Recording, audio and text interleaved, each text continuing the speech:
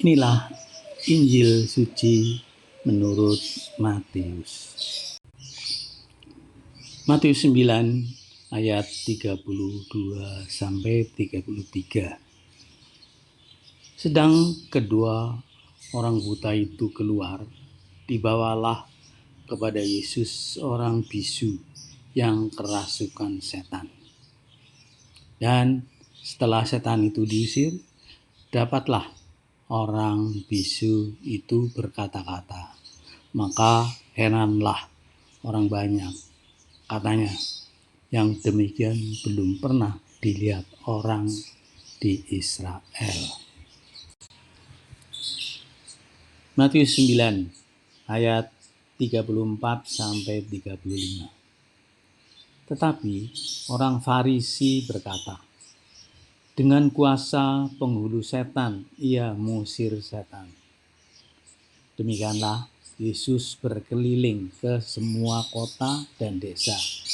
Ia mengajar dalam rumah-rumah ibadat dan memberitakan Injil kerajaan surga serta melenyapkan segala penyakit dan kelemahan. Matius 9 ayat 36 sampai 38.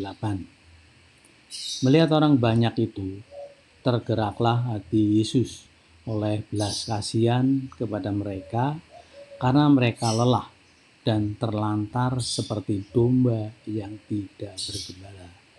Maka katanya kepada murid-muridnya, tuaian memang banyak, tetapi pekerja sedikit.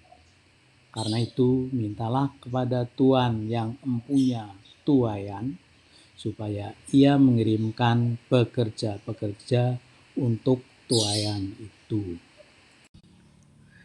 Demikianlah sabda Tuhan. Saudara-saudara yang terkasih, hari ini kita mendapati diri kita berada dalam permenungan akan sebuah narasi penting dalam Injil Matius 9 ayat 32 sampai 38. Dalam narasi ini kita melihat Yesus melakukan mukjizat, penyembuhan dan mengungkapkan hatinya yang penuh belas kasih kepada umatnya. Pertama-tama, Yesus menyembuhkan seorang yang bisu dan kerasukan setan. Ini menggambarkan kuasanya yang luar biasa dalam menghadapi kekuatan jahat yang membelenggu manusia. Dalam tindakan ini, Yesus menunjukkan bahwa Ia adalah Sang Pembebas yang mampu memulihkan kita dari segala ketidakmampuan dan penindasan yang kita hadapi. Tidak hanya itu, Yesus juga menyembuhkan seorang yang lumpuh, menunjukkan kepeduliannya terhadap penderitaan manusia. Ini adalah bukti bahwa Ia bukan hanya Sang Pembebas, tetapi juga Sang Penyembuh yang penuh kasih. Dalam kasih-Nya yang tak terbatas, Ia mampu menghormati dan menghidupkan kembali martabat manusia yang terjatuh. Namun, melalui penyembuhan individu, kita melihat perhatian Yesus yang jauh lebih luas. Ketika Ia melihat orang banyak, Ia merasa kasihan terhadap mereka. Mereka seperti domba yang tidak memiliki gembala. Yesus menggambarkan kondisi spiritual masyarakat pada waktu itu yang tersesat dan membutuhkan penggembalaan rohani. Tetapi Dia juga mengingatkan kita akan keadaan dunia kita saat ini yang membutuhkan pewartaan dan penghiburan kabar baik. Ketika Yesus melihat orang banyak ini, hatinya bergetar oleh belas kasih. Ia memanggil para muridnya untuk berdoa agar Tuhan mengutus pekerja-pekerja untuk melayani dalam penuaian yang siap. Melalui panggilan ini, Yesus menunjukkan betapa pentingnya peran kita dalam menyebarkan Injil dan memperhatikan kebutuhan orang banyak.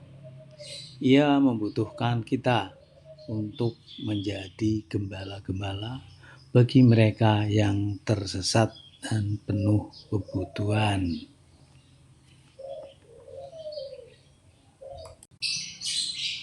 Saudara-saudara, kita semua dipanggil untuk mengikuti jejak Yesus. Dalam hidupnya, kita melihat kombinasi yang indah antara puasa dan belas kasih. Kita dipanggil untuk melayani sesama dengan belas kasih dan memperhatikan kebutuhan mereka. Kita dipanggil untuk menjadi pewarta Injil, membawa pengharapan dan penyembuhan kepada dunia yang haus akan kasih dan pengertian. Begitu juga kita tidak boleh melupakan kebutuhan akan doa. Yesus mengingatkan para muridnya untuk berdoa agar lebih banyak pekerja yang siap melayani dalam ladangnya yang luas. Kita dipanggil untuk berdoa, memohon kepada Tuhan agar Dia membangkitkan hati dan semangat dalam diri kita, serta membangkitkan semangat dalam banyak orang untuk bergabung dalam pekerjaannya. Marilah kita merenungkan panggilan ini. Marilah kita bertanya pada diri sendiri, apakah kita telah mengabdi dengan belas kasih dan memperhatikan kebutuhan orang banyak di sekitar kita? Marilah kita memperkuat hidup doa kita, memohon kepada Tuhan agar Dia mengutus pekerja-pekerja yang siap melayani dalam ladangnya. Semoga melalui Injil Matius 9 ayat 32 sampai 38 ini kita diberkati dan tergerak untuk hidup dengan cinta kasih dan melayani dengan tekun di dalam kerajaannya. Amin. Terima kasih telah menonton. Jangan lupa subscribe ya.